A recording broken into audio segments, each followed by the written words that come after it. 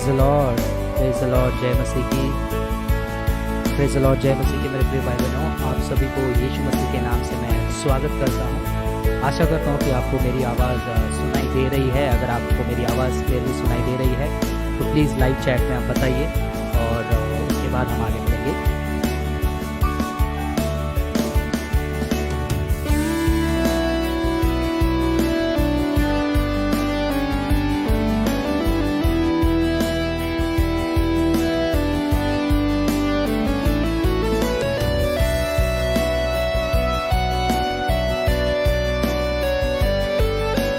जी, मुझे मेरी आवाज़ क्लियरली सुनाई दे रही है। आशा करता हूँ आप लोगों को भी सुनाई देती होगी। आई होप ज़्यादा बैकग्राउंड म्यूज़िक नहीं है और मेरी आवाज़ उससे कम नहीं है। अगर कम ज़्यादा आवाज़ है तो मुझे बता सकते हैं, मैं यहाँ पर थोड़ा बहुत ट्वीकिंग करने की कोशिश करूँगा। लेकिन आप सभी को एक बार यीशु मसीह के नाम से मैं फिर से स्वागत करता हूँ इस एक्सक्लूसिव लाइव सेशन में। और इस एक्सक्लूसिव लाइव सेशन में एक इम्पॉर्टेंट टॉपिक पर हम डिस्कस करने जा रहे हैं। आपने टाइटल देखा होगा, स्टेन्स बर्न्ट अगेन। जी हाँ, स्टेन्स बर्न्ट अगेन, ये टॉपिक है आज हमारा। ग्राहम स्टेन्स जो हमारे ऑस्ट्रेलियन मिशनरी थे, उनके बारे में आज हम बात करने जा रहे हैं। बट एक बार फिर से आगे बढ़ने से पहले आई वांट टू चेक कि आपको मेरी आवाज़ क्लियरली सुनाई दे रही है कि नहीं।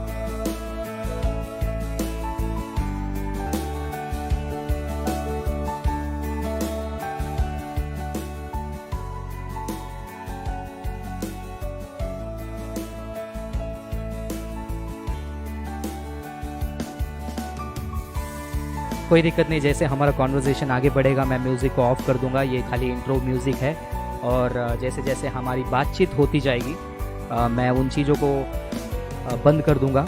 आशा करता हूँ आप लोगों को आवाज़ क्लियरली आ रही है। ऑलराइट,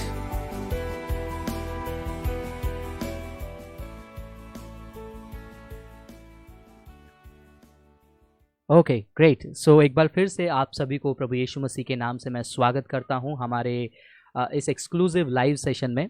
और मैं आपसे रिक्वेस्ट करता हूं कि जो जो लोग आप जुड़े हैं, आप जितना हो सके जहां जहां जुड़े हैं, कौन कौन से फेसबुक ग्रुप में हैं, प्लीज़ वहां पर आप वॉच पार्टी शुरू कर दीजिएगा। क्योंकि वॉच पार्टी करने से काफ़ी सारे लोगों को ये इन्फॉर्मेशन मिल सकती है जो कि आज हम डिस्कस करने जा रहे हैं। येस, ऑलमोस्ट पहले का 4 मिनट मैंने खाली इंट्रोडक्शन में लिया है। प्रॉपर डिस्कशन हम 5वें मिनट से शुरू करेंगे। सो 10 से 12 सेकंड के लिए मैं आपसे फिर से रिक्वेस्ट करूंगा कि आपको मेरी आवाज़, वीडियो क्वालिटी सब सही लग रही है तो फीडबैक दीजिए, ताकि आगे हम कंटिन्यूसली कुछ बातों को हम चर्चा करने जा रहे हैं। और प्लीज़ मैं आपसे रिक्वेस्ट करूँगा जितना हो सके वॉच पार्टी कीजिए। अगले 10 से 20 सेकेंड में हम हमारे डिस्कशन को शुरू करने जा रहे हैं।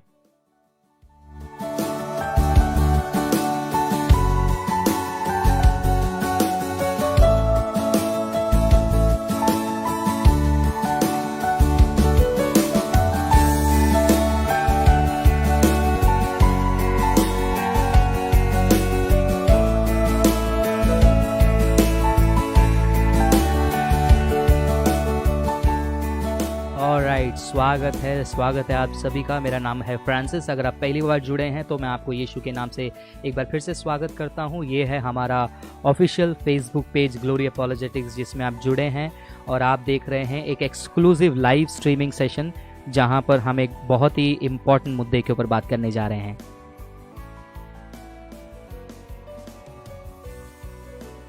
देरी से आने के लिए माफ़ी चाहूँगा क्योंकि काफ़ी बैकग्राउंड नॉइस है, अभी भी है।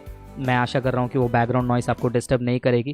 अगर नॉइज़ आ भी रही है, थोड़ा सा आप एडजस्ट कर लीजिए, क्योंकि हम रुकते जाएंगे तो काफ़ी देर होती जाएगी। तो आज इस डिस्कशन में हम हमारे लेट जो मार्टर कहूँगा मैं उनको, जो शहीद हुए हैं, हमारे क्रिश्चियन मिशनरी, लोगों की सेवा के लिए भारत आए थे, लेकिन कुछ कट्टरवादियों ने उनका बेरहमी से हत्या कर दी थी। और ये जो हत्या है जिसने देश को हिला दिया था, देश को दहला दिया था, और इनफैक्ट वर्ल्ड लेवल पर इंडिया के टॉलरेंस पे, इंडिया के माइनॉरिटीज़ को रिलेटेड जो ट्रीटमेंट है उसके ऊपर काफ़ी सवाल उठाए गए थे। काफ़ी टाइम के पहले की बात है, लगभग 20-21 साल पहले की बात है। आप सोचते होंगे कि फ्रांसिस ब्रदर 20-21 साल के बाद की बात को आज आप क्यों कर रहे हैं। उसका एक कारण है, क्योंकि एक रिसेंटली जो बिल इंट्रोड्यूस हुआ है फॉरेन फंड्स के लिए, FRCA कहते हैं शायद से उसको। I am not an expert in politics, but Christianity के ऊपर जब क्वेश्चन आती है और जेन्युइन क्रिश्चियंस को जब मॉक किया जाता है, बाइबल को मॉक किया जाता है, गॉस्पल को अटैक किया जाता है, तो हम आगे रहते हैं उसको रिस्पॉन्ड करने के लिए फैक्ट्स के साथ, इमोशन के साथ नहीं। तो हमें पता चला है कि रिसेंटली एक MP, minister of parliament Satyapal Singh, उन्होंने बहुत ही बद्धे शब्दों का इस्तेमाल किया है और गलत तरीके से क्रिश्चियन मिशनरी ग्राहम स्टेन्स का जो है अपमान किया है। मैं इसलिए बद्दा शब्द कह रहा हूँ क्योंकि उन्होंने कुछ कहा ही ऐसा है। तो आज उसी के बारे में हम चर्चा करने जा रहे हैं। हम उनके वीडियो को देखेंगे और काफ़ी सारे बातों को भी देखेंगे, लेकिन आगे बढ़ने से पहले ग्राहम स्टेन्स कौन है, ये ग्राहम स्टेन्स के बारे में थोड़ी बहुत जानकारी आपको होनी चाहिए। अगर ग्राहम स्टेन्स को अगर आप नहीं जानते हैं तो बहुत ही हैरानी वाली बात है कि आप बहुत इंपॉर्टेंट चीज़ों को जो है आप मिस कर रहे हैं।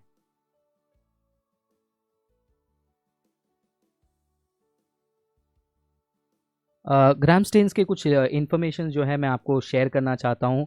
ग्राहम स्टेन्स जो हैं जब भारत में आए थे वो लगभग आई थिंक 24 से 25 साल के थे, और वो लगभग भारत में ओवरऑल हम कह सकते हैं 3 डेकेड के लिए, 3 डेकेड यानी कि 30 साल के आसपास गरीबों को, विशेष तौर पर जो कुष्ठ रोग से पीड़ित हैं, वो कुष्ठ रोग से पीड़ित लोगों की सेवा कर रहे थे। और इतना ही नहीं, कुष्ठ रोगों को सेवा करने के बाद वहाँ के लोग, वो गांव के बारे में मैं पूरा डिटेल्स देने जा रहा हूँ आपको। आज का वीडियो जो है डेडिकेटेड ग्राहम स्टेन्स के ऊपर ही है।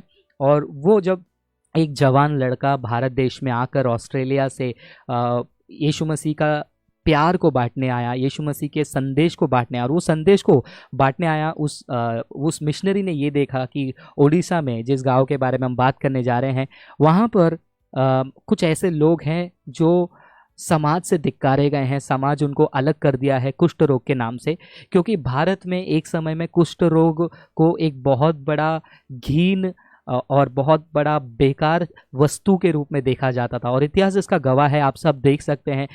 इंटरनेट तो आज सबके लिए खुला है, आप इंटरनेट में सर्च भी करके देख सकते हैं कि किस प्रकार भारत में शुरुआत के दिनों में कुष्ठ रोगियों को घर से अलग कर दिया जाता था। कुष्ठ रोगियों को अपने परिवार वाले अलग कर देते। एक्सट्रीम केसेस पे मैंने ये भी पढ़ा है कि कुष्ठ रोगियों को जलाया भी जाता था, और काफ़ी सारे ऐसे रिपोर्ट्स भी हैं जहाँ पर ऐसे बताया जाता था कि कुष्ठ रोग जो है एक बहुत बड़ा पाप है, और उनको जिंदा जलाने से जो है अगले जन्म में वो उससे मुक्त हो जाएंगे। और जिसके कुष्ठ रोगियों को जलाने के खिलाफ और सती सिस्टम के खिलाफ हमारे दूसरे मिशनरी विलियम केरी ने भी जो है आवाज़ उठाई थी। लेकिन हम बात कर रहे हैं स्पेशली ग्राहम स्टेन्स के बारे में, जिन्होंने ऐसे समाज से धिक्कारे हुए, ऐसे लेप्रसी के बीमारी से पीड़ित लेपर्स यानी कि कुष्ठ रोगियों का वो सेवा कर रहे थे। और इतना ही नहीं, सेवा करने के साथ साथ उन्होंने जो है लोगों को छोटे छोटे बास्केट्स जो मैट के होते हैं, रस्सी के होते हैं, वो सारी चीज़ें जो हैं पत्ते से जैसे बनाते हैं, चीज़ों को बनाना सिखाया, बेचने के लिए सिखाया, और थोड़ा बहुत उनका सोसाइटी में इमेज बनाया। और इतना ही नहीं, ग्राहम स्टेन्स उनकी सेवा भावना से, उनके मेहनत से सिर्फ ट्रीटमेंट ही नहीं दे रहे थे, बल्कि साथ साथ उन्होंने क्या किया है, उनको शिक्षा भी जो है प्रदान किया है उनके ग्रुप्स के थ्रू। और इतना ही नहीं, सोसाइटी में जो उनको एक श्राप के रूप में देखा जाता था, जो कुष्ठ रोगियों को, उनका एक सम्मान दिलाने वाला काम करवाया, और सोसाइटी में उनके लिए एक इमेज और एक ब्रिज भी बनाया और एक कनेक्शन भी बनाया, ये साबित करने के लिए कि भैया ये जो कुष्ठ रोगी हैं ये बहुत बड़े महापापी नहीं, ये एक जस्ट बीमारी है जिसको ट्रीट करने से जो है वो ठीक हो जाती है। लेकिन दुख की बात यह है कि भारत देश में आज नहीं, कई सालों से एक प्रॉब्लम चल रही है। वो ये है कि क्रिश्चियंस को हमेशा धर्म परिवर्तन करने वाले का टैग दिया जाता है। क्रिश्चियंस को हमेशा कहा जाता है कि ये लोग धर्म परिवर्तन करने वाले लोग हैं, राइज बैक कन्वर्ट्स हैं। देखिए, मैं एक चीज़ से कई बार सोच सोच के मेरा दिमाग जो है चकरा जाता है। वाकई में जो लोग धर्म परिवर्तन या धर्मांतरण को लेकर बहुत परेशान हैं, जैसे कि ये नो कन्वर्जन वाले, मिशन काली, बजरंग दल वाले या फिर RSS वाले, ऐसे बहुत सारे ग्रुप्स हैं जो ओपनली, कई बार आप गूगल में देख सकते हो, उनके आर्टिकल्स मिलेंगे, कई बार ओपनली उन्होंने कहा है कि धर्मांतरण को रोकना चाहिए, मिशनरियों को रोकना चाहिए। अब देखिए, ये लोग रोक रहे हैं नहीं रोक रहे हैं वो दूसरी बात है, लेकिन मैं ये सोच रहा हूँ कि ये जो क्रिश्चियन मिशनरीज हैं वो लोगों को कन्वर्ट कर रहे हैं बोल रहे हैं, ये एलिगेशंस जो है, ये झूठा इल्ज़ाम जो है, कई बार मोस्ट ऑफ द केसेस में जो है वो झूठा साबित हो जाता है। झूठा साबित होने के बावजूद भी जो है आज वो टैग को क्रिश्चियंस के ऊपर लगाया जाता है। लेकिन हैरानी वाली बात देखिए, हैरानी वाली बात ये है कि जिस गांव के बारे में हम बात करने जा रहे हैं जहां पर ग्राहम स्टेन्स ने सेवा किया, वहां पर जो आदिवासी हैं, जो ट्राइबल्स हैं, कई सालों से ग्राहम स्टेन्स के आने से पहले भी वहाँ पर वो पीड़ित ही थे, वहाँ पर वो गरीब थे, वहाँ पर वो लाचार थे, उनके साथ बैठने खाने के लिए कोई नहीं रहता था। उनको उनको एकदम कहते थे ना कि भाई मैं तुझे छू नहीं सकता हूँ, या फिर मैं मेरे ऊपर श्राप आ जाएगा, ऐसे टाइप के घीन भावना से जो है लोगों को दूर कर रहे थे। और उस टाइम पे क्रिश्चियन मिशनरीज नज़दीक आकर उनको प्यार दिखाते हैं और उनके लाइफस्टाइल को इम्प्रूव करते हैं, उनको शिक्षा देते हैं। इनफैक्ट अगर आप बहुत सारे इंडियन रिफॉर्मर्स के बारे में भी अगर आप पढ़ेंगे तो आपको पता चलेगा किस प्रकार इंडियन रिफॉर्मर्स को भी जो है क्रिश्चियन मिशनरीज ने किस प्रकार मोटिवेट किया है, और किस प्रकार उन्होंने भी एजुकेशन पाकर जो उस टाइम के ब्रिटिशर्स का भी जो है अगेंस्ट किया है। सो क्रिश्चियन मिशनरीज हमेशा एक ही ऑब्जेक्टिव के साथ आगे बढ़े हैं, यीशु मसीह का प्यार बांटना है, यीशु मसीह के बारे में लोगों को बताना है। और यीशु मसीह का संदेश क्या है? यीशु मसीह का संदेश लोगों के लिए यह है कि हम सब पापी हैं और हमें आज़ाद करने के लिए यीशु आया, यही संदेश है और यही प्रेम का संदेश है जिसको साबित करने के लिए यीशु मसीह क्रूज पर चढ़ गए थे। लेकिन हैरानी वाली बात यह है, जो मैं कह रहा था कि मेरा दिमाग चकरा जाता है, वो ये है कि वो बार बार अपने आदिवासियों के लिए लड़ने के लिए आगे आ जाते हैं और कहते हैं कि हमारे आदिवासी भाई को कन्वर्ट किया जा रहा है, हमारे आदिवासियों को जो है धर्मांतरण में लिया जा रहा है। जरा आप उस गांव को अभी भी देखिए, कौन सा हिंदुत्व ग्रुप जो हमेशा धर्मांतरण के खिलाफ आवाज़ उठाने का जो नारा लगाते हैं, जो हमेशा लोगों को भड़काते हैं, मिशन काली या फिर नो कन्वर्जन जैसे ग्रुप जो लोगों के बीच में आग उंडेलते हैं, वो लोग वैसे गांव में जो गरीब और जो लाचार आदिवासी हैं उनका सेवा क्यों नहीं करते, उनके लाइफस्टाइल को इम्प्रूव क्यों नहीं करते, उनको एजुकेशन क्यों नहीं देते? मतलब ये जो दारा सिंह है, जिस व्यक्ति ने, जिसको लगा ओके, जो कमीशन था, वाधवा कमीशन उन्होंने सेटअप किया था अटल बिहारी वाजपेयी जी ने उस समय में, जो पूर्व प्रधानमंत्री थे भारत के उस समय पे, तो उसमें भी जो है इन्वेस्टिगेशन में जो है इनको लगा कैसे, दारा सिंह के अंदर ये स्ट्रांग कन्विक्शन था कि ईसाई धर्मांतरण ये करने वाला व्यक्ति को जो है मैं रोकूंगा और इसका एक ही जरिया है। तो ये दारा सिंह और उसके गैंग और उसको सपोर्ट करने के लिए कितने सारे गैंग बने, उनको कोर्ट में अपील करने के लिए कहा, उनको डिफेंड करने के लिए कितने ग्रुप्स बने, ये सारे ग्रुप्स मिलकर क्या उस आदिवासियों का लाइफस्टाइल कभी सुधारे हैं? क्या कभी उनको भोजन दिया है? नहीं, ये सब नहीं करते हैं। बस उनको एक धर्म का नाम का टैग चाहिए। ये कुछ फ्रिंज एलिमेंट्स है जिसके बारे में मैं हमेशा कहता हूँ ये सारे हिंदू नहीं, क्योंकि आज मैंने यूट्यूब में बहुत सारे ग्राहम स्टेन से रिलेटेड वीडियो देखा तो मुझे पता चला कि वहाँ पर बहुत सारे हिंदू भाई बहन भी जो हैं इस चीज़ को बहुत ही कड़ी तौर से निंदा कर रहे हैं। लेकिन कुछ जो फ्रिंज एलिमेंट होते हैं, जैसे नो कन्वर्जन हो गया, या फिर कुछ ऐसे पॉलिटिशियंस होते हैं, वो क्या करते हैं, लोगों के बीच में आग उंडेल लेते हैं। वो ना गरीबों का सेवा करेंगे, ना धिक्कारे हुए लोगों को कुछ करेंगे, आदिवासियों को एजुकेशन नहीं देंगे, कुछ नहीं करेंगे। लेकिन अगर कोई क्रिश्चियन मिशनरी आगे यीशु के प्रेम से वो आगे बढ़ के आ रहा है तो उसके साथ बदला लेने के लिए ये सारी चीज़ें करेंगे। और ये घोर चीज़ हुई थी, बहुत ही भयंकर चीज़ हुई थी, जहाँ पर ग्राहम स्टेन्स को उनके बेटों के सहित एक 10 साल का बच्चा और एक 6 साल का बच्चा गाड़ी में, जीप में रखकर जिंदा जलाकर मार दिया गया था। आप बोलेंगे कि 21 साल के बाद आप इस टॉपिक पे क्यों बात कर रहे हो? 21 साल के बाद इस टॉपिक पे मुझे इसलिए बात करना पड़ा क्योंकि एक एमपी जिनका नाम है श्री सत्यपाल सिंह, उन्होंने जो है पार्लियामेंट में ग्राहम स्टेन्स के खिलाफ बहुत ही गलत बयान दिया है। अनपार्लियामेंट्री कह सकते हैं क्या पता नहीं, या फिर इंसल्टिंग मैं कह सकता हूँ, मॉकिंग कह सकता हूँ। और एक ऐसे व्यक्ति को उन्होंने इंसल्ट किया है जिसको काफ़ी सारे लोगों ने जो है आदर दिया। तो उसी के बारे में आज हम देखने जा रहे हैं। लेकिन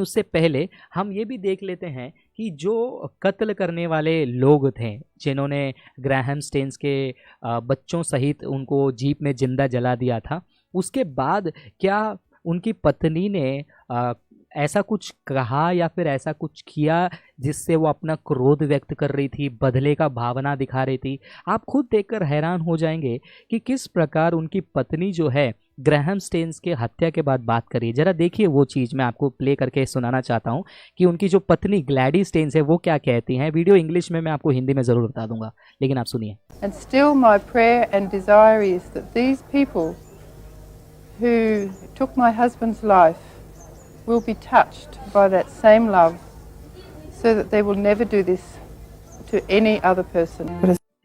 आपने देखा क्या कहा इस महिला ने। ये वो महिला है, ये वो वाइफ है जिसके हस्बैंड को लोगों ने एक साथ मिलकर प्लान करके जीप में जला दिया, जिंदा जला दिया अपने बच्चों के साथ। ये महिला के ऊपर क्या बीता होगा। और ये वीडियो कब का है अगर आप यूट्यूब पे देखेंगे, उनके फ्यूनरल के दिन का, यानी कि ग्राहम स्टेन्स मर के 50 साल या 40 साल के बाद इनका मन ऐसा नहीं हुआ है। ग्राहम स्टेन को जिस दिन दफनाया जा रहा था, यानी कि जो उनका अंतिम संस्कार हो रहा था, अगर भारत के शब्दों में कहना है, उस टाइम का ये वीडियो है। और उनकी वाइफ क्या कह रही है कि जिन्होंने उनके पति को मारा है उनको वही प्यार छुए। कौन सा प्यार? यीशु मसीह का प्यार। वही यीशु मसीह का प्यार उनको छुए ताकि वो प्यार से वो बदल जाएंगे। ये है उनकी पत्नी का बयान। और उनके पत्नी ने जो है उन हत्यारों को माफ़ी भी की। ये यीशु मसीह का प्यार देखिए ये किस प्रकार दिखा रहा है, आगे भी सुनिए। And still my prayer and desire is that these people who took my husband's life will be touched by that same love so that they will never do this to any other person. But as far as Esther and I are concerned, we have forgiven, and so we actually don't usually take a great deal of interest in what's happening in the trial or what's happening, because we know that God is in control. Countless Indians see this gesture as the finest expression of spirituality. Gladys and Esther have walked on with tremendous courage, but deep inside, the loss is still haunting. So आपने इस video में देखा किस प्रकार Glady stains उन्होंने खून करने वालों को माफ़ कर दिया। उनको इन्होंने ये कहा कि मैं और मेरी बेटी, उनकी बेटी जो एस्तर है, जो अभी बड़ी हो चुकी है, वो दोनों ने, माँ बेटियों ने जो है माफ़ कर दिया है। और ये सारी चीज़ें भारत के सारे बड़े बड़े न्यूज़पेपर्स में, वर्ल्ड में सारे न्यूज़पेपर्स में छपे और लोगों ने देखा कि यीशु मसीह का प्यार क्या होता है। ये यीशु मसीह का प्यार है जहाँ पर एक व्यक्ति को जिंदा जला दिया। और ग्लैडी स्टेन्स, उनकी खुद की पत्नी, इतना आसान नहीं है, उन्होंने माफ़ किया। और इतना ही नहीं, ग्लैडी स्टेन्स जो उनकी पत्नी है, वहाँ पर उन्होंने अपना काम नहीं रोका। वो लगातार उस कुष्ठ रोगी के लिए काम करने लगे और वहाँ पर लोगों को शिक्षा देने के लिए, मदद करने के लिए जो है वो अपने जीवन को बिताते गए। उसके बाद उसके अलावा और भी आप देख सकते हैं कि भारत के उस समय के प्रधानमंत्री जो वाजपेयी जी हैं, उन्होंने क्या कहा इस घटने के बारे में। ज़रा ये भी जो है मैं आपको दिखाना चाहता हूँ, ध्यान से सुनिएगा। उड़ीसा में जो कुछ हुआ है वो एक बड़ा जघन्य कृत्य है। वो हमारा सर शर्म से झुकाने वाला काम है। सारे तथ्य सामने आना चाहिए। जो लोग गिरफ्तार नहीं हुए उन्हें गिरफ्तार किया जाना चाहिए। आपने सुना यहाँ पर जो लेट हमारे फॉर्मर प्राइम मिनिस्टर हैं अटल बिहारी वाजपेयी जी ने क्या कहा, शर्म से सर झुक रहा है, ऐसा कहा उन्होंने, राइट। अगर आपने नहीं सुना है तो फिर से एक बार सुन लीजिए उन्होंने क्या कहा। उड़ीसा में जो कुछ हुआ है वो एक बड़ा जघन्य कृत्य है। वो हमारा सर शर्म से झुकाने वाला काम है। सारे तथ्य सामने आना चाहिए। जो लोग गिरफ्तार नहीं हुए उन्हें गिरफ्तार किया जाना चाहिए। देखिए किस प्रकार जो है उस समय के प्रधानमंत्री भी इसके ऊपर खेद जताएं। और उतना ही नहीं, उस समय के जो भारत के प्रेसिडेंट थे, president of India mister KR Narayanan, उन्होंने क्या कहा, उन्होंने कहा a monumental aberration of time tested tolerance and harmony, the killings belong to the world's inventory of black deed. वो भी जो है किस तरीके से उन्होंने दुख को जताया ग्राहम स्टेन्स के इस क्रूर हत्या से।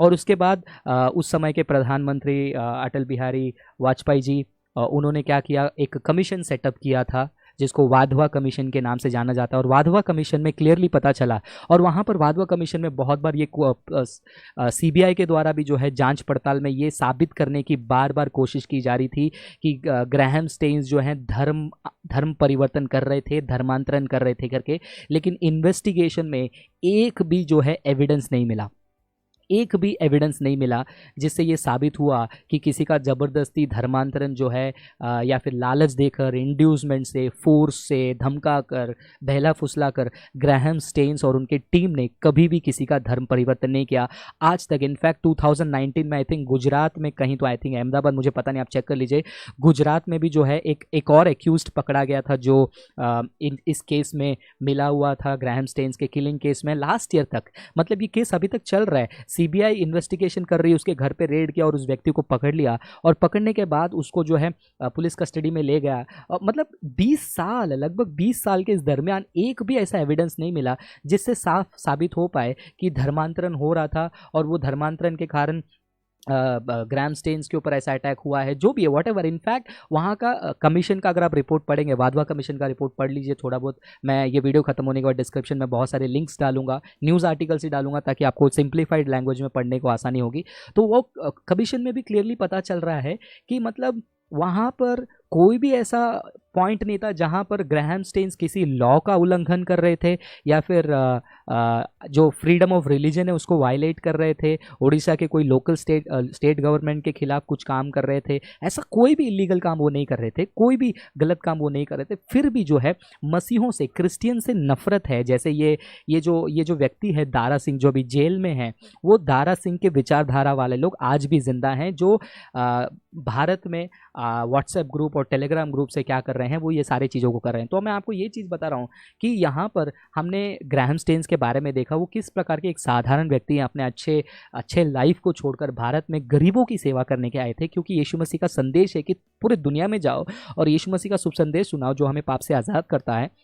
और वो पाप से आज़ाद करने वाला संदेश सिर्फ लोगों को संदेश सुनाने तक ही सीमित नहीं करता है, बल्कि उनको क्या करता है, यीशु मसीह के प्यार से आगे बढ़ाने के लिए भी जो है जो कार्य करना है वो करवाता है। दूसरी बात, ग्लैडी स्टेन्स कंटिन्यूसली उन्होंने सेवकाई किया, और इतना तक आप गूगल में चेक कर सकते हैं, उनकी पत्नी ग्लैडी स्टेन्स को जो है पद्मश्री अवार्ड भी मिला। हाँ, आप हैरान हो गएंगे वो सुनकर, उनको पद्मश्री अवार्ड भी मिला। तो यानी कि ग्लैडी स्टेन्स को पद्मश्री अवार्ड दिया गया। दूसरी बात, वाजपेयी जी, उनको बुरा लगा, उन्होंने कहा शर्म के मारे हमारा सर झुकना चाहिए, और ग्लैडी स्टेन्स ने जो माफ़ी की थी लोगों को, जिसकी तारीफ में जो पूरी दुनिया में हुई थी, भारत के सभी लोग, इनफैक्ट प्रेसिडेंट ऑफ इंडिया उस समय के, उन्होंने भी जो इस बात का निंदा किया। ये सब देखते हुए, ये सब चीज़ों को हम देखते हुए हम अब आगे बढ़ेंगे और मुख्य मुद्दे में आते हैं, जहाँ पर जो सत्यपाल सिंह है, उन्होंने रिसेंटली जब उनका पार्लियामेंट में डिबेट चालू था फॉरेन फंड्स के बारे में, जो बिल इंट्रोड्यूस करना था, उस समय में उन्होंने क्या स्टेटमेंट दिया जो कि बहुत ही गलत है मेरे हिसाब से। और ये जो फैक्ट्स मैंने आपको बताया, अभी और भी बहुत सारे फैक्ट्स आगे बताऊंगा इस वीडियो में, लेकिन आप देखिए उन्होंने क्या स्टेटमेंट दिया है। ये वीडियो हिंदी में, ताकि आपको समझने में भी अच्छा होगा। अध्यक्ष महोदय, सबसे पहले आपका धन्यवाद, आपने बोलने का समय दिया। अभी हम लोग माननीय एंथोनी जी को सुन रहे थे, मैं उनको याद दिलाना चाहता हूं कि हमारा जो FCRA कानून आया, ये इमरजेंसी के आपातकाल की देन है। जब लोकतंत्र का गला घोटा गया, हजारों लोगों को जेल में ठूसा गया, और कोई भी कांग्रेस में उस जमाने में उनका कोई विरोधी, कोई राजनीतिक विरोधी, उनकी कोई व्यक्ति, कोई संस्था, उनको कहीं से भी कोई भी किसी भी प्रकार की सहायता न मिले, विदेश से कोई धन प्राप्त न हो, इसलिए इस कानून का इजहार किया गया। और इसलिए मार्च 1976 के बाद, 1976 के बाद 5 अगस्त 1976 से ये कानून जो लागू हुआ देश के अंदर। उसके बाद 2010 में इसमें थोड़ा बदलाव किया गया, 2016 में, 2018 में तो वो छोटे छोटे बदलाव थे, संशोधन हुए। आज जो 2020 में हमारी सरकार जो बदलाव लेकर के, संशोधन लेकर के आई है, देखिए प्रत्येक सरकार का ये कर्तव्य है, उनका धर्म है कि वो देश की सुरक्षा के लिए कानून बनाए, उसमें जो है सुधार लाए, संशोधन करे, देश के इतिहास और संस्कृति की रक्षा करे, और अपने नागरिकों के विकास और कल्याण के लिए काम करे। और इसलिए जो भी इसमें संशोधन लाए गए, विशेष रूप से मोटे मोटे जो संशोधन हैं, पहले कानून के अंदर था कि गवर्नमेंट सर्वेंट कोई जो है फॉरेन फंडिंग नहीं ले सकता, अब उसकी जगह पब्लिक सर्वेंट किया गया, जो आईपीसी के अंदर सेक्शन 21 में इस बात को किया गया, क्योंकि पहले इस प्रकार का एग्जाम्पल आए कि कुछ लोग जो है गवर्नमेंट सर्वेंट होते हुए पब्लिक सर्वेंट थे, उनके खिलाफ जो है केस नहीं किया गए। इसलिए ऐसे बहुत से ऐसे उदाहरण सरकार के सामने आए, जब एनजीओ ने जो बाहर से फंड ले रही थी, उन्होंने बिना किसी सरकार के परमिशन के ऐसे लोगों को, एनजीओ को अपना फंड दिया जो जिस काम के लिए फंड आया था उस काम के लिए न करके दूसरे कामों के लिए जो है उसका प्रयोग किया गया।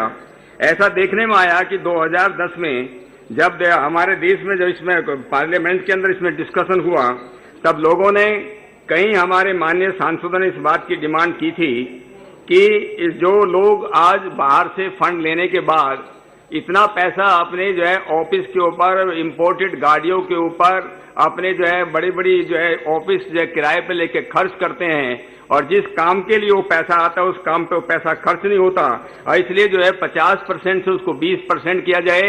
कुछ माननीय सांसदों ने ये तक डिमांड किया कि उसको 10% तक किया जाए। वही भारत सरकार ने अभी जो प्रस्ताव आया है कि इसको 50% से 20% किया जाए।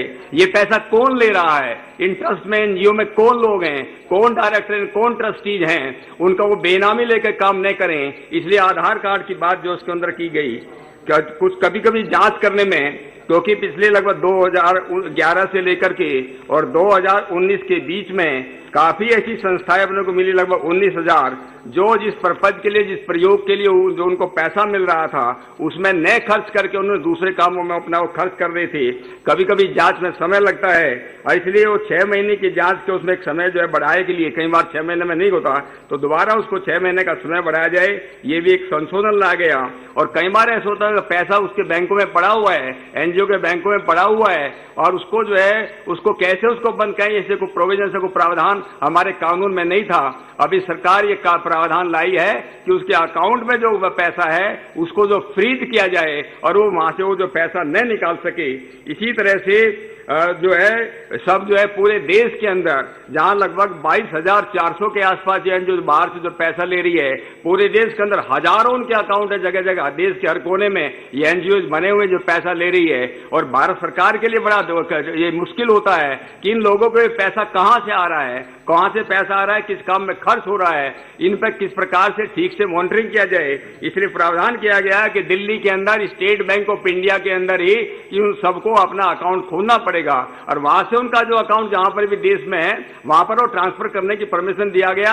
दिल्ली में आने के लिए उनको कोई जरूरत नहीं है, वहां से अपने वो कागज भेज सकते हैं। अगर कोई व्यक्ति बाहर जाना चाहता है, एफसीआरए से बाहर निकलना चाहता है, उसको ये मोटे मोटे बदलाव जो है अभी भारत सरकार इसके लाई है, और मुझे नहीं लगता इसमें किसी भी व्यक्ति को कोई इसमें जो है कोई विरोध उसका होना चाहिए।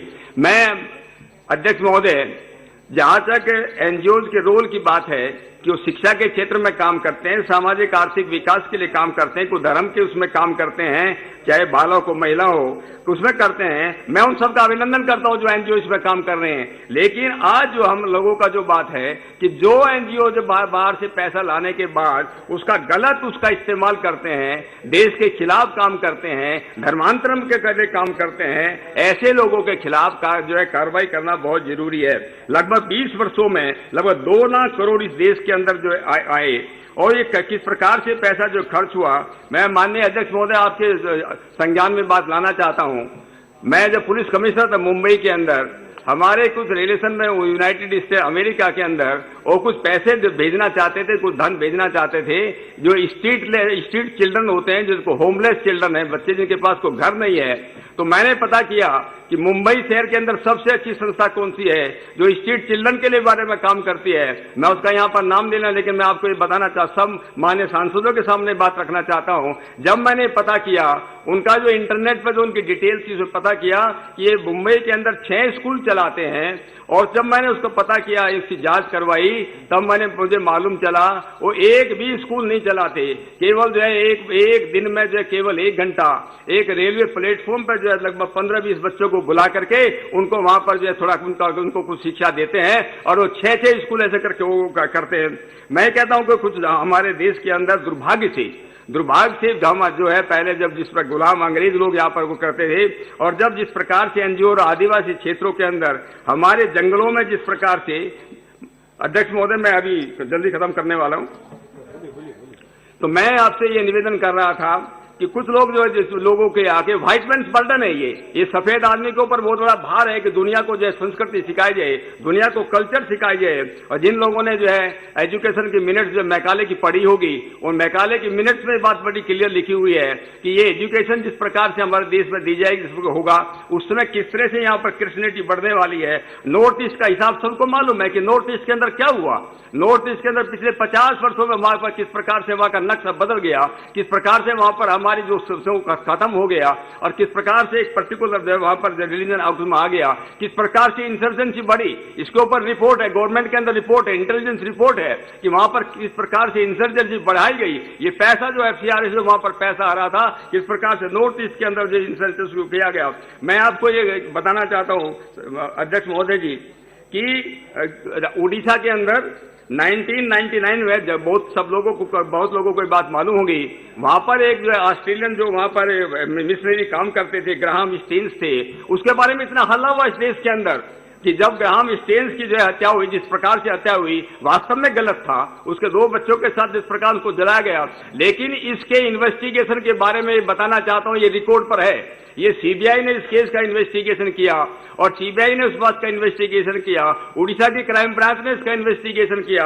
उसके बाद जस्टिस डीपी वाधवा कमीशन बना और सब लोगों ने ये बात लिखी है कि ग्राहम बेल सबने कहा कि वहां पर आदिवासियों का जो धर्मांतरण किया जा रहा था, ये सबसे बड़ा कारण था उसको वहां पर उसके लोग जो खिलाफ हुए। और केवल ये बात नहीं है अध्यक्ष महोदय, वहां पर जो है इस समय मैं नाम लेकर के बता रहा हूं, इस समय जो वहां पर अधिकारी उसको सुपरवाइज कर रहा था सीबीआई के अंदर केस, इस समय वो केरला के अंदर केरला का डीजीपी है, उसने जो है उसको जब वो वहां पर जो है उस समय डायरेक्टर सीबीआई को कांग्रेस के एक बड़े लीडर ने, मैं उसका नाम नहीं लेना चाहता यहां, कांग्रेस के एक बहुत ही वरिष्ठ नेता ने डायरेक्टर सीबीआई को बुलाया और उनको कहा उसमें, क्योंकि ग्राहम बेल से उसके चेलों के खिलाफ यह आया कि लगभग 30 आदिवासी लड़कियों को जिस प्रकार से सेक्सुअली मोलेस्ट किया गया, जिस प्रकार से वहां पर धर्मांतरण किया गया, ये सबसे बड़ा कारण था कि वहां पर ग्राहम स्टेन्सवेल की इस प्रकार से हत्या हुई। और उनको कांग्रेस के बड़े नेता ने बुला करके डायरेक्टर सीबीआई को ये बोला कि जो ये बातें सब चार्जशीट से निकाल लो, ये बात रिकॉर्ड पर नहीं आना चाहिए, किसी भी क्रिश्चियन मिशनरी के खिलाफ ये बात नहीं आना चाहिए। मैं इसलिए अध्यक्ष महोदय मैं आपको ये कह कि जिस प्रकार से वहां पर ये काम हो रहा था, मैंने कहना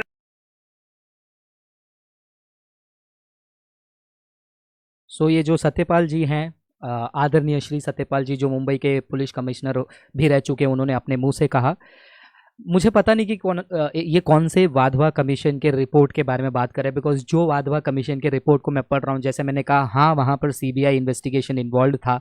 वो सीबीआई इन्वेस्टिगेशन में ये पहलू लाई गई थी कि हाँ एक एंगल था कि जहाँ पर ग्राहम स्टेन्स लोगों का धर्मांतरण कर रहे थे, लोगों खुद से होके कर रहे थे, और काफ़ी सारे इसके एंगल्स दिए थे, लेकिन कोई भी एक ऐसा एविडेंस नहीं था जहाँ पर इलीगल तरीके से ग्राहम स्टेन्स ने कुछ किया हो सकता है कि कुछ लोगों ने ग्राहम स्टेन्स के बातों को सुनकर, जहाँ पर वहाँ के लोकल लोगों ने कहा कि हाँ ग्राहम स्टेन्स के बातों को सुनकर यीशु मसीह को हमने स्वीकार किया है, और वो लोग जो हैं यीशु मसीह के गीत गाते थे, यीशु मसीह के वचनों को पढ़ते थे।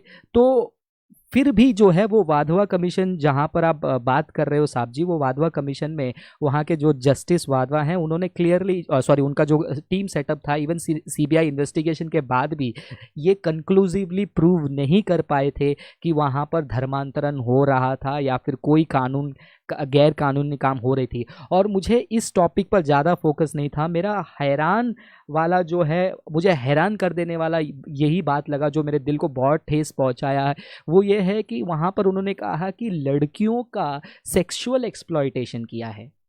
मुझे पता नहीं ये किस सोच के साथ ये आदरणीय जो एमपी साहब हैं डॉक्टर सत्यपाल सिंह, ये किस सोच के साथ ये कह रहे हैं।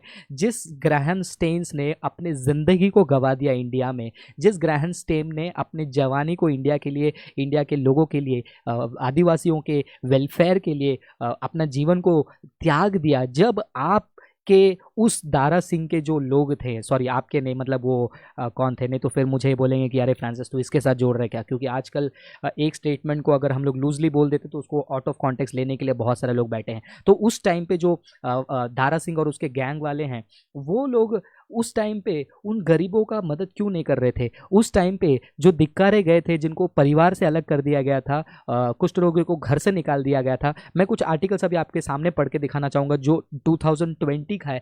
2020 में उसी गांव में, जिस गांव में ग्राहम स्टेन्स को जला के मारा गया, उस गांव का हालत क्या है अब हम देखेंगे। और मैं सत्यपाल जी से और जितने ऐसे लोग हैं जो ग्राहम स्टेन्स को गलत लाइट में प्रस्तुत करना चाहते हैं, उनसे मैं सवाल पूछना चाहता हूँ कि आपने उस गांव के लिए, उस आदिवासियों के लिए, उस ट्राइब्स के लिए क्या किया? और इतना ही नहीं, मैं उन सभी से यही सवाल पूछना चाहूँगा जो सो कॉल्ड हिंदुत्ववादी हैं, जो धर्म के रक्षक हैं, धर्म के रक्षक हैं। मैं उनसे एक पूछना चाहता हूं कि आप लोगों ने जो है वहां पर क्या किया जब आपके लोग अभी भी उसी परिस्थिति में पड़े हुए हैं। खैर, लेकिन ये बहुत ही निंदनीय बात है, और मैं ये अपील है मेरा एक एज एन इंडिविजुअल क्रिश्चियन, मेरा freedom of expression, freedom of speech के आधार पर मैं ये अपील कर सकता हूँ हमारे जो हाउस के, जो पार्लियामेंट के जो स्पीकर साहब हैं, हमारे स्पीकर साहब हैं ओम बिरला, मैं उनसे रिक्वेस्ट करूँगा, ये मेरा अपील है कि वो ये स्टेटमेंट को जो डॉक्टर सत्यपाल सिंह ने ग्राहम स्टेन्स के खिलाफ बोला था कि वो धर्मांतरण कर रहे थे और वो लड़कियों का शोषण कर रहे थे, इस बात को एक्सपंज किया जाए, हटा दिया जाए। ये मेरी अपील है, और मैं चाहूँगा कि इस बात पर जो है वहाँ पर बहुत सोच समझ के बोलनी चाहिए, क्योंकि लॉ मेकर हैं। एक लॉ मेकर एमपी जब ऐसे पोजीशन में, पार्लियामेंट में जब ऐसे बिना कोई तथ्य के अगर कुछ बात करते हैं, तो उसका सीधा प्रभाव जो है आपके फॉलोअर्स पे और उनके लोगों पे पड़ता है, और किस प्रकार पड़ता है वो मैं ज़रूर बताऊंगा। लेकिन हैरानी वाली बात यहाँ पर यह है कि जिस घटना के बारे में पूर्व प्रधानमंत्री अटल बिहारी वाजपेयी जी वो शर्म से जो है अपना मुंडी झुकाने की बात कर रहे थे, उस समय के प्रेसिडेंट, उन्होंने जो शब्द लिखा था ग्लैडी स्टेन्स, जिनको पद्मश्री अवार्ड मिला था, और उन्होंने माफ़ किया। ये सारी चीज़ों को देखने के बावजूद अगर सत्यपाल सिंह जी ऐसा सोचते हैं कि ग्राहम स्टेन्स ने ऐसा गलती किया है, तो मैं चाहूँगा कि उसका तथ्य सामने लाया जाए, उसका तथ्य एविडेंस प्रोवाइड किया जाए। ये तो यही बात हो गई है। मतलब ये सत्यपाल जी ने क्या किया है, उन्होंने, चलो मानते हैं यहाँ पर कांग्रेस बीजेपी की लड़ाई चल रही है, इस पॉलिटिक्स में मुझे जाना ही नहीं है। क्या सत्यपाल जी ये बोलने की कोशिश कर रहे हैं कि जो सीबीआई उस टाइम पे इन्वेस्टिगेट कर रही थी, या फिर जो कमीशन उस टाइम पे इन्वेस्टिगेट कर रहा था, क्या उनके ऊपर पॉलिटिकल प्रेशर इतना हो गया था कि इंडिया का जस्टिस सिस्टम, ध्यान से सुनिए, क्या इंडिया का जस्टिस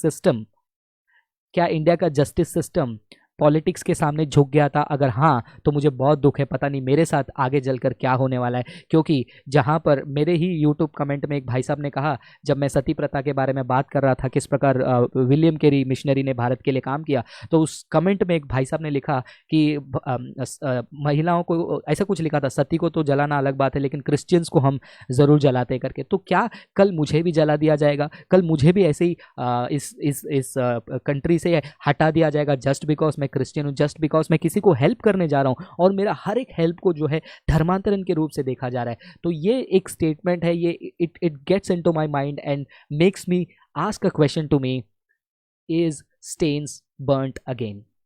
क्या स्टेन्स को फिर से जला दिया गया है? ये शब्द उतने ही घातक हैं जितने घातक उस टाइम पे और कितने क्रूर तरीके से स्टेन्स को चलाया गया। And I am sorry to hear this and I am sorry to say Satyapal ji, stains burned again by your statements. Please expunge that.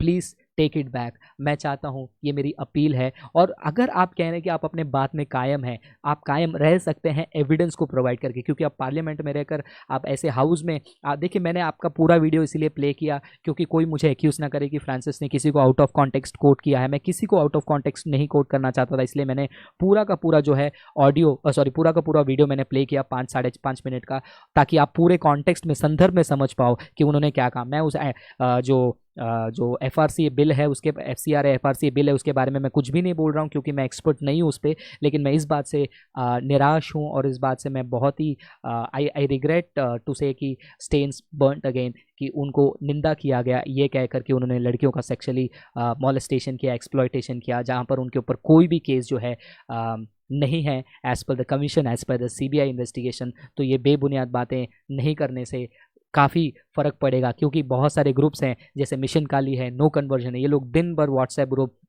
Telegram group, Twitter group में जो है क्रिश्चियंस के खिलाफ आग भड़काते रहते हैं। अगर आप उनके वीडियोस को देखोगे, मिशन कालीस के वीडियो को देखोगे, उनकी शॉर्ट फिल्म को देखोगे, क्लियरली जो है वो इंडिविजुअल के भावना को भड़काने के जैसा वो लोग वीडियोस बनाते हैं, पूरे क्रिश्चियन कम्युनिटी को बदनाम करते हैं। और जो लोग डिटेल रिसर्च नहीं करते हैं वो भी लोग जो हैं एमपीज़ और बड़े बड़े नेता के शब्दों में आकर वो क्या करते हैं, क्रिश्चियंस को जहां देखते हैं वो टारगेट करने चले जाते हैं। चलिए अब इसके साथ साथ अब परिस्थिति क्या है। जनवरी का एक आर्टिकल है टाइम्स ऑफ इंडिया का मेरे पास। वो टाइम्स ऑफ इंडिया का आर्टिकल जो है वैसे इंग्लिश में है, लेकिन मैं आपको वो हिंदी में पढ़ूंगा और हिंदी में बताते जाऊंगा। ये पूरा एनालिसिस वाला वीडियो है। जो किसी को बोरिंग लग रही है वो जा सकता है, लेकिन मेरे लिए टॉपिक बोरिंग नहीं, मेरे लिए टॉपिक बहुत इंपॉर्टेंट है। तो मैं आपको वो आर्टिकल स्क्रीन पे भी दिखाऊंगा और साथ में पढ़ेंगे कि प्रेजेंट कंडीशन क्या है। ग्राहम स्टेन्स जिस विलेज में, जिस आदिवासियों के बीच में सेवा करते थे और जिस धर्मांतरण के नाम से उनका हत्या किया गया, क्या वहाँ के लोकल ग्रुप्स जो हिंदुत्ववादी फ्रिंज एलिमेंट्स हैं जिन्होंने हत्या किया था और बाद में दारा सिंह के लिए नारा लगा रहे थे, क्या उन्होंने वहाँ के लोगों के लाइफस्टाइल को इम्प्रूव किया? क्या सत्यपाल जैसे और अनेक एमपी साहब हैं जो जो आदरणीय मिनिस्टर्स हैं, जो क्या उन्होंने वहाँ पर जाकर कुछ वहाँ के लोगों के लिए किया, या फिर इंडिया के आदिवासी के लिए, इंडिया के गरीब लाचार लोगों के लिए वो कुछ कर पा रहे हैं क्या? अब हम प्रेजेंट डे वहाँ पर सिचुएशन क्या है वो देखेंगे। और वो देखने के लिए बस आपसे मैं 1 सेकेंड का गैप लेना चाहता हूँ ताकि वो आर्टिकल को मैं स्क्रीन पर लेकर आऊँ। Stay tuned.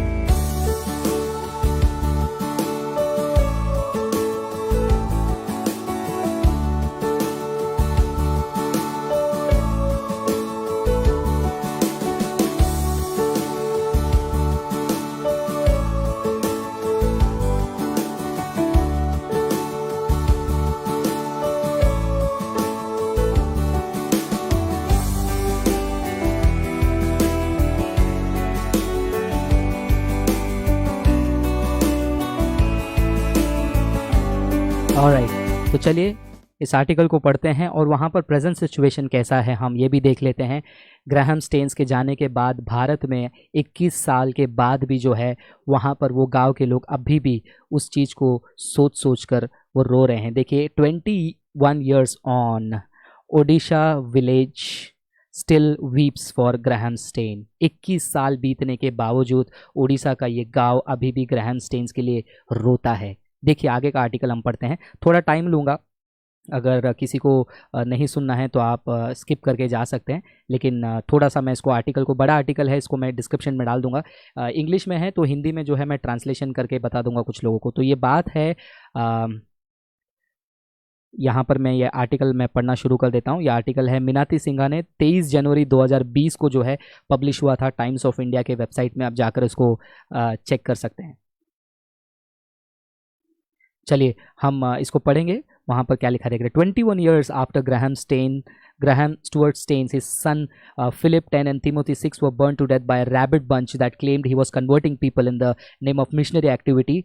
Manoharpur, a nondescript tribal village about 250 kilometers from the state capital of Bhubaneswar, still mourns the man they called Sahibo. तो वहाँ पर जो मनोहरपुर, जो एक आदिवासी इलाका है लगभग भुवनेश्वर से 250 किलोमीटर की दूरी पे, वहाँ पर अभी भी 21 साल बीतने के बाद भी हर साल ग्राहम स्टेन्स को याद करके, साहिबो याद करके वहाँ पे लोग जो हैं बहुत दुख होते हैं इस दिन में।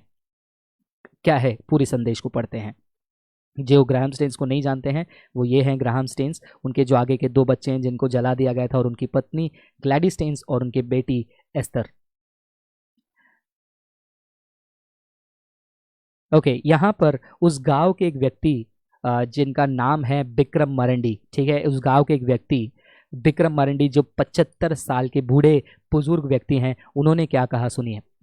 There's a film now out that talks about his death, but here he still alive here. वो कहते हैं जो विक्रम मरंडी जो 75 साल के बुजुर्ग व्यक्ति हैं, वो कहते हैं कि उनके ऊपर फिल्म तो आई है उनके मौत के बारे में, लेकिन वो हमारे बीच में अभी भी जिंदा हैं। Saibo was a warm hearted and friendly. Saibo जो हैं बहुत ही दिल के नम्र और बहुत ही दोस्त प्रकार के व्यक्ति थे। He would speak to us in Santhali and also in Odia, Hindi and English. जो ग्राहम स्टेन्स थे वहाँ के लोगों के साथ इतना देखिए उनका प्यार क्या था, उनके भाषा में बात करते थे, संताली, ओडिया, हिंदी और इंग्लिश में।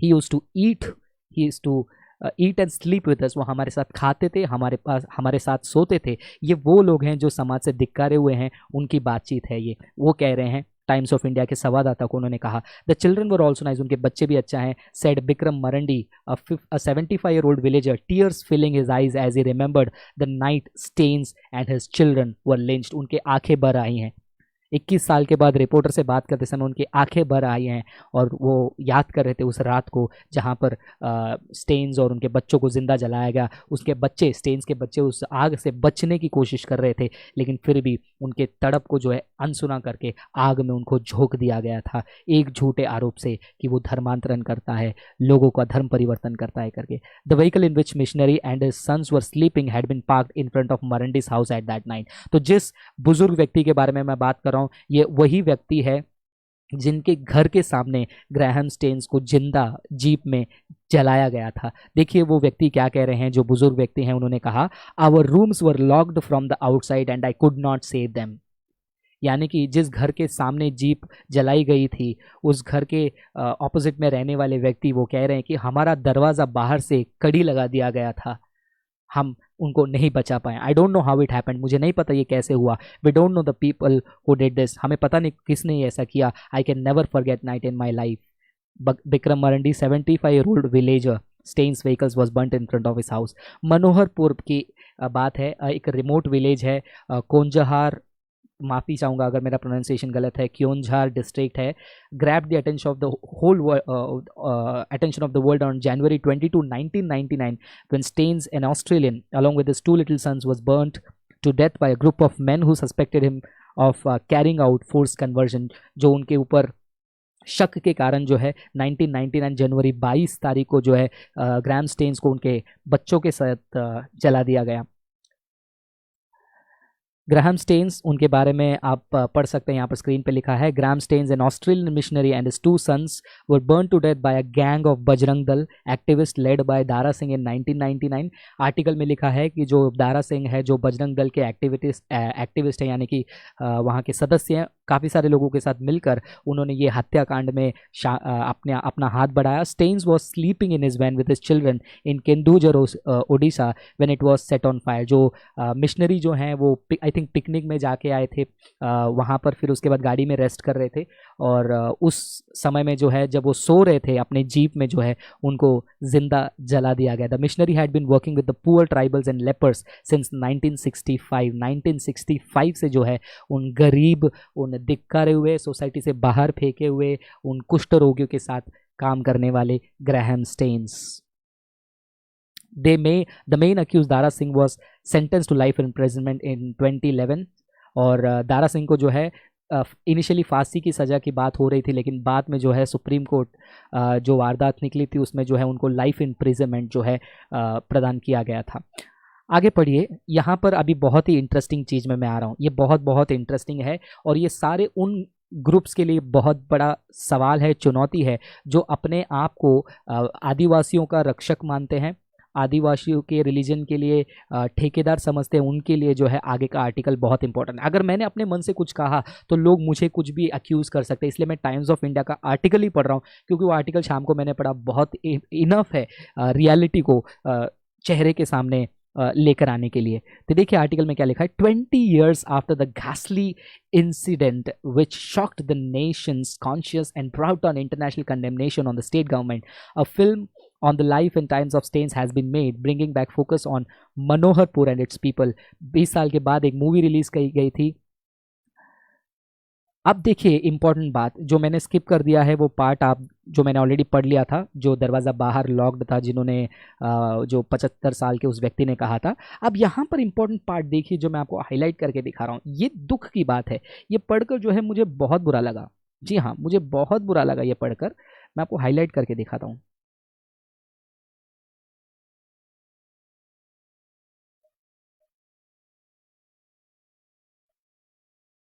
ये मैं इसको हाईलाइट करके दिखा रहा हूँ, आपको दिख रहा है शायद से, हाँ दिख रहा है, ओके। यहाँ पर लिखा है द विलेज, ध्यान से सुनिए मेरे भाइयों, the village itself has not changed much since the time Staines walked its roads। वो विलेज में, वो गांव में अभी तक कोई बदलावट नहीं आई है।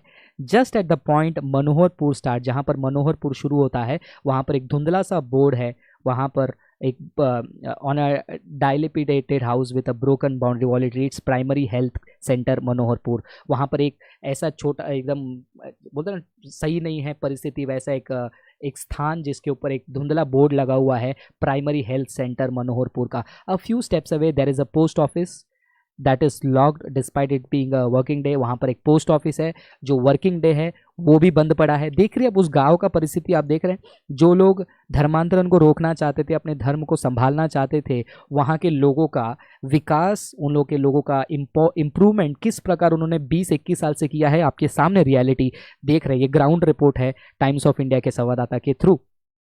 A few steps away, there is a post office that is locked despite its being a working day. There are two churches. वहाँ पर 2 चर्च है. One of them is crammed amid small but neatly built mud house, and the other is on an open field. 2 church है, दोनों वहाँ पर locked थे, जैसे post office था.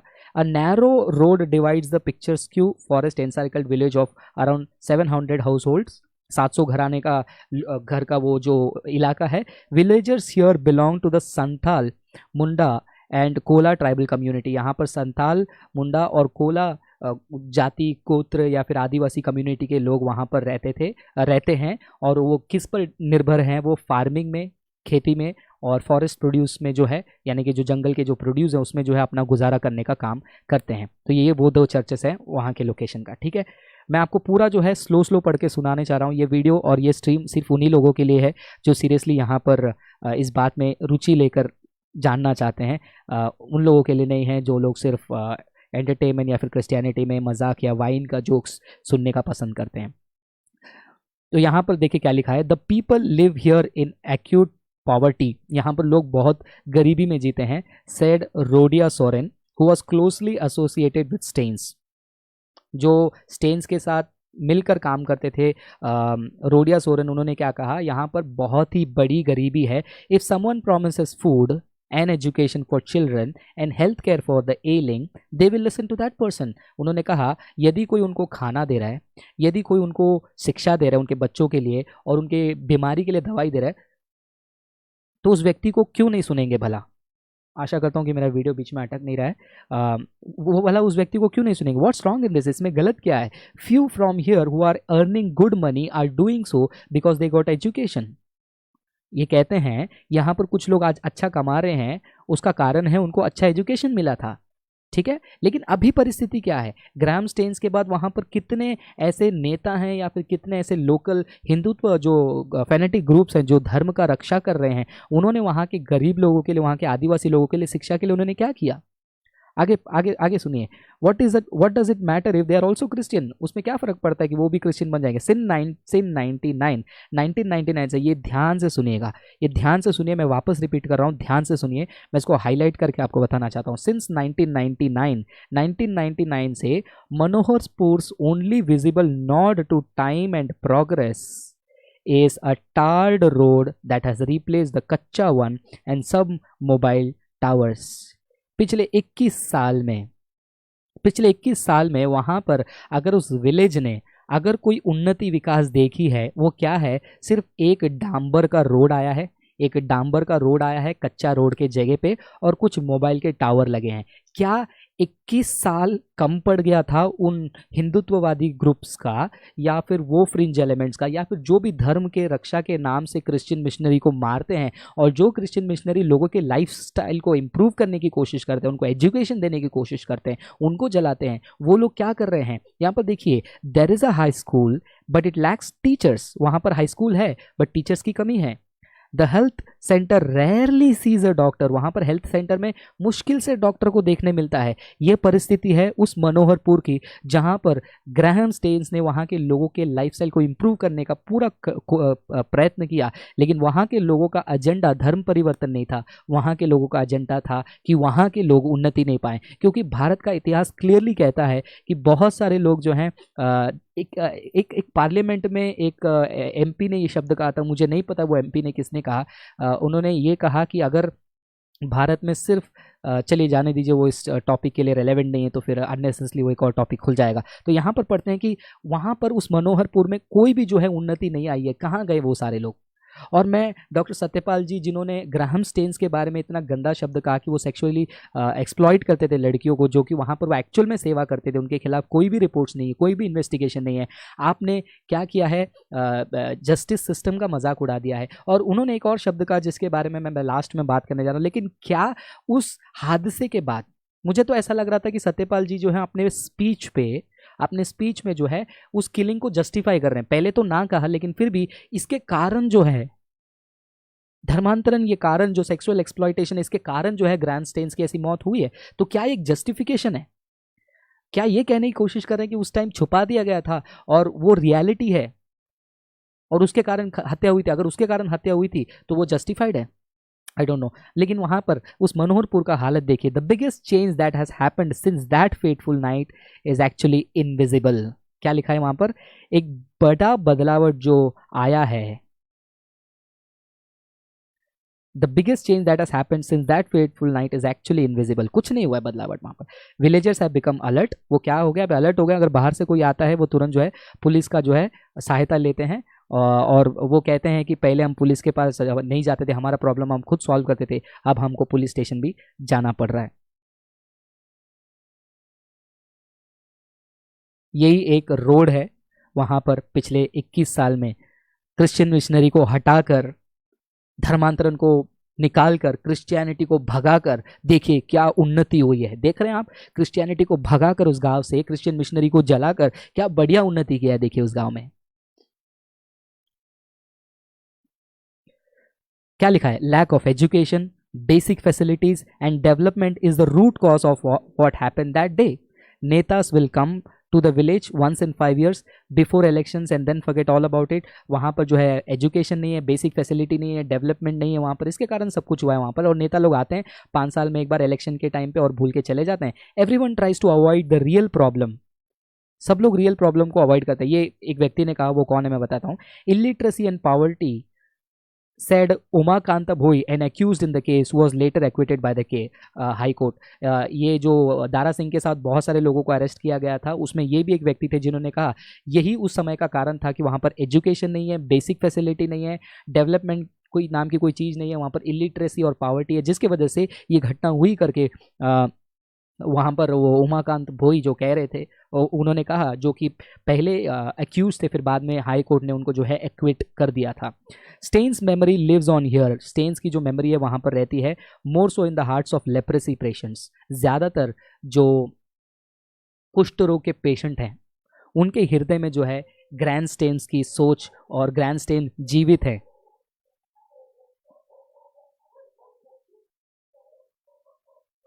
तो यहाँ पर हम एक और चीज़ देख सकते हैं. यहाँ पर देखिए क्या लिखा है. Many affected leprosy patients who have been helped by the institute he set up for them. तो ग्राहम स्टेन्स ने जो इंस्टीट्यूट सेटअप किया था उसके थ्रू जितने लेपर्स जो हैं वो ट्रीटमेंट पाए हैं, उनके दिलों में जो है स्टेन्स जी रहे. Many affected by the disease have benefited from the treatment at the home Staines established in Baripada in Mayurbhanj district. Mayurbhanj district में उन्होंने जो होम सेटअप किया था वहाँ पर कितने सारे लोगों का ट्रीटमेंट हुआ. यहाँ पर एक 65 साल की महिला, 65 साल की एक महिला क्या कहती है, जिनका नाम है मोती सोरेन. देखिए वो क्या कहती हैं. People ostracized my family and me because of my disease. वहाँ के लोग ने क्या किया है, उनको और उनके परिवार को उनके कुष्ठ रोगी, उनकी बीमारी के कारण जो उनको निकाल दिया, दूर कर दिया. गांव से अलग करना बोलते हैं ना, ऑस्ट्रासाइज कर दिया। इट वॉज साहिबो, वो साहिबो थे जो उन्होंने मुझे बारीपादा उस हाउस में लिया था। I was cured and return to my village, और मैं चंगी हो गई, मैं ठीक हो गई, मेरी बीमारी से ठीक हो गई। सॉरी, मैंने लाइन में मैंने अगर कुछ लोग कहा है तो वहाँ पर डिजीज़ लिखा है तो मैं उनके वर्बेटिम को पढ़ता हूँ। तो मैं अपनी बीमारी से ठीक होकर मैं वापस जो है विलेज लौटी। ये मोती सोरेन की गवाही है। क्या ये ग्राहम स्टेन्स का आई विटनेस गवाही ये काफ़ी है, या फिर हियर से यहाँ से सुनकर लोग जो हैं ग्राहम स्टेन्स के ऊपर दोष लगाते हैं और उनको इंसल्ट करते हैं?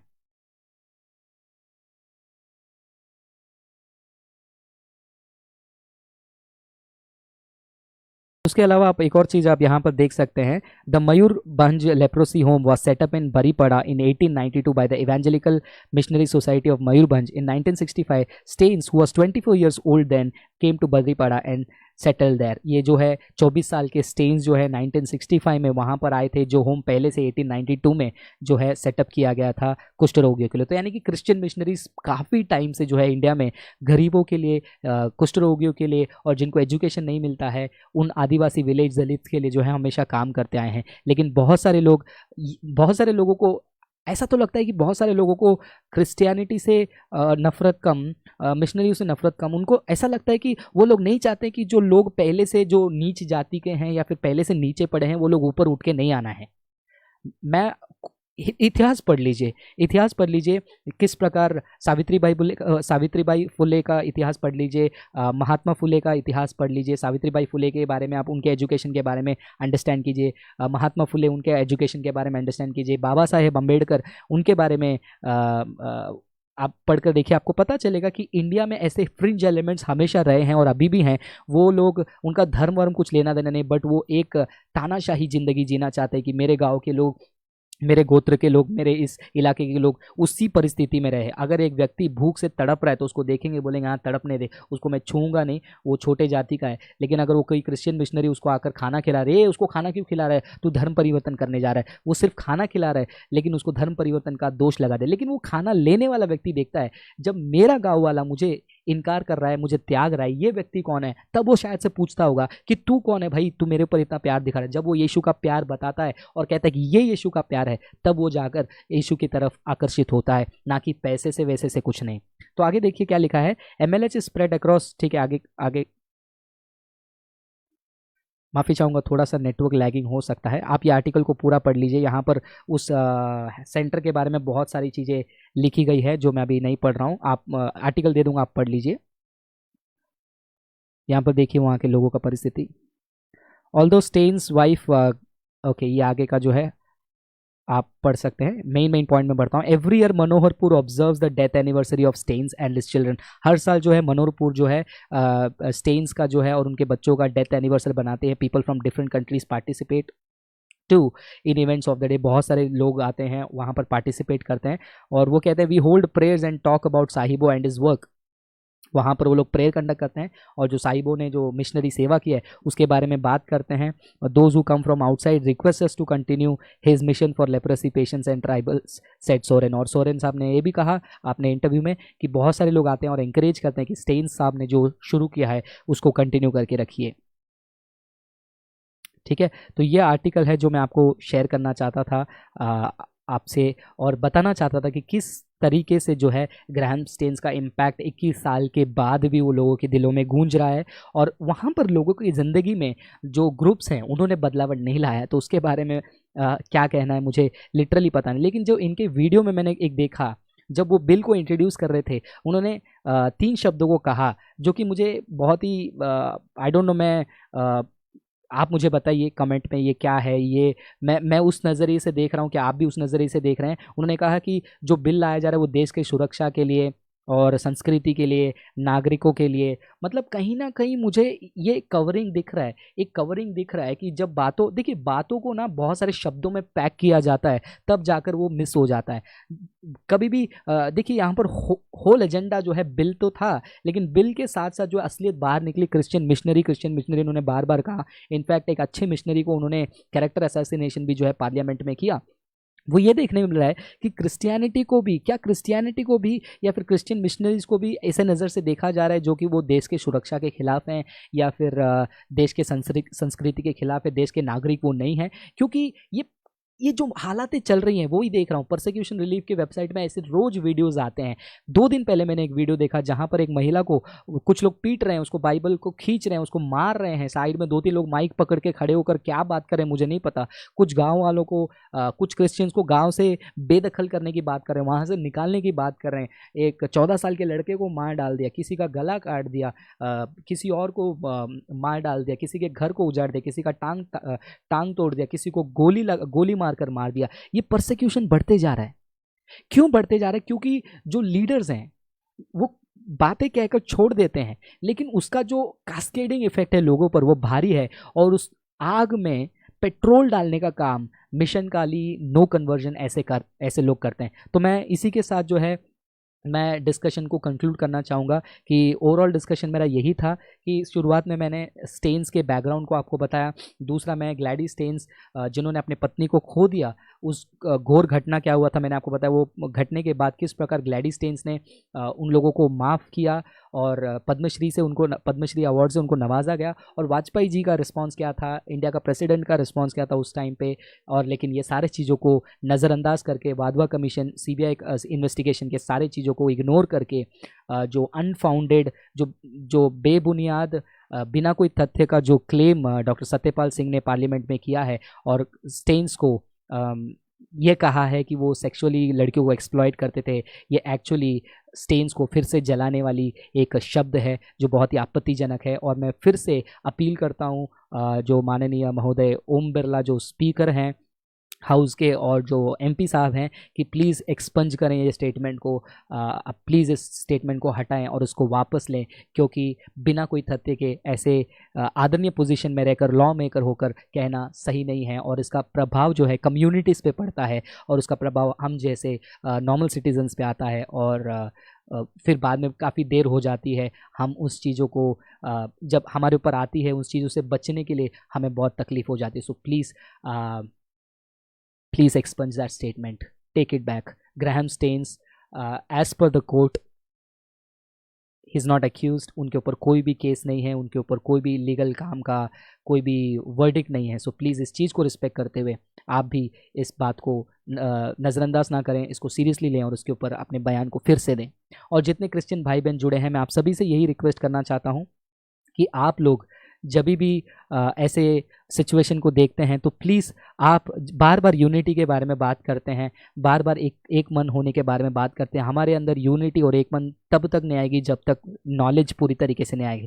तो इसलिए मैं आपसे रिक्वेस्ट करूंगा कि आप इंडियन क्रिश्चियन मिशनरीज़ ने इंडिया के लिए क्या क्या किया है उन चीज़ों को स्टडी कीजिए। ग्राहम स्टेन्स का इंडिया के लिए कंट्रीब्यूशन क्या है वो देखिए, विलियम केरी के कंट्रीब्यूशन को देखिए, और काफ़ी सारे मिशनरीज़ ने जो है इंडिया के लिए बहुत कुछ किया, उनके सारे कंट्रीब्यूशन को स्टडी कीजिए और अपने सारे दोस्तों को बताइए। क्योंकि सारे हिंदूज़ ये नहीं हैं जैसे आप समझ रहे हैं, जैसे कि मिशन काली, नो कन्वर्जन वाले, ये छोटे से फ्रिंज एलिमेंट है। क्योंकि मैं इसलिए इतना कॉन्फिडेंट हूँ क्योंकि जब भी मैं ग्राहम स्टेन्स का वीडियो मैंने आज कई बार मैंने बहुत सारे यूट्यूब चैनल पर, न्यूज़ चैनलों पे देखा, कमेंट में बहुत सारे हिंदू भी जो हैं इस चीज़ को बहुत ही निंदा कर रहे हैं। इनफैक्ट वो पार्लियामेंट के स्पीच को भी जो है वो लोग उसका विरोध कर रहे हैं। तो वो ऐसे फ्रिंज एलिमेंट से बाकी बड़े ग्रुप को अफेक्ट होने से बचाने के लिए आपको स्टडी करना पड़ेगा और ये नॉलेज को शेयर करना पड़ेगा कि contributions of Indian Christian missionaries India को, मॉडर्न इंडिया को बिल्ड करने के लिए क्या था, उसको आप आगे बढ़ाएंगे। बस इतना ही आज के डिस्कशन के लिए।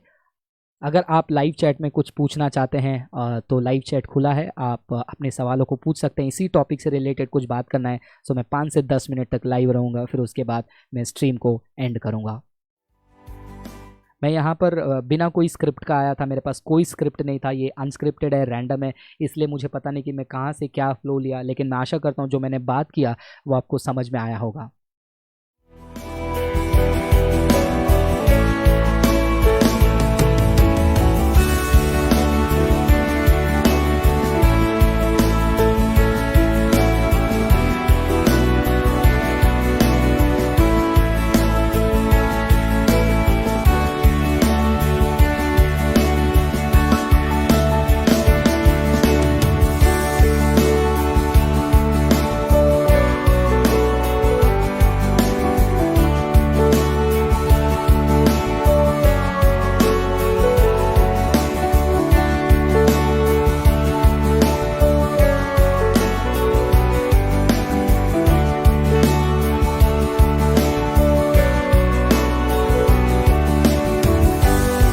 Well I am checking the live chat, आप बता सकते हैं अगर कोई क्वेश्चन है तो।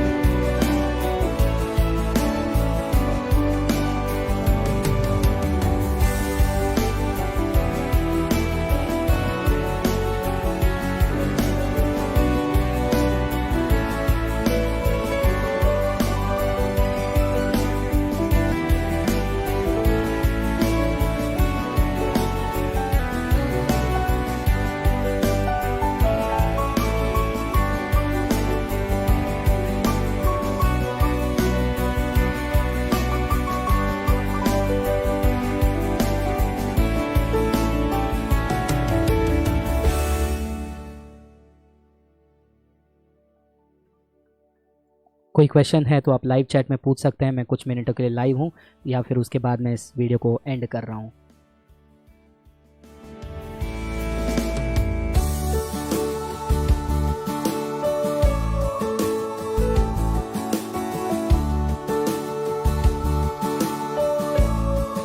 And still my prayer and desire is that these people who took my husband's life will be touched by that same love so that they will never do this to any other person. But as far as Esther and I are concerned, we have forgiven, and so we actually don't usually take a great deal of interest in what's happening in the trial or what's happening, because we know that God is in control.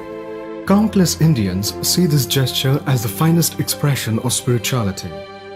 Gladys and Esther have walked on with tremendous courage, but deep inside, the loss is still haunting.